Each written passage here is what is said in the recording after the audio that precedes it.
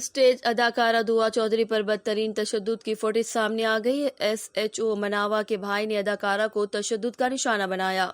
تفصیلات کے مطابق لاہور کی اسٹیج اداکارہ دعا چودھری کو مبینہ تشدد کا نشانہ بنایا گیا۔ اداکارہ سلمان شوکت کی سابقہ بیوی ہیں۔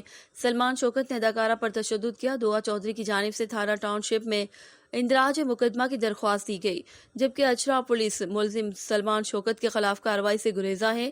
تشدد کے بعد دعا چودھری کی کمر اور چہرے پر چوٹیں آئی ہیں۔ ذرائع ابلاغ کے مطابق چند روز قبل اداکارہ کی جانب سے یہ موقف سامنے آیا تھا کہ ایس ایچ او مناوا کے بھائی نے میرے ساتھ شادی کی اور پھر چھوڑ دیا اور تشدد کا نشانہ بنایا۔ اس حوالے سے مناوا پولیس کا کہنا ہے کہ ایس ایچ او سلیم شوکت کے بھائی نے اس خاتون سے شادی کی تھی۔ فیس بک کے ذریعے ان کی دوستی ہوئی۔ سلمان شوکت اس وقت بیرون ملک نوکری کرتا تھا اور پاکستان آ کر شادی کی۔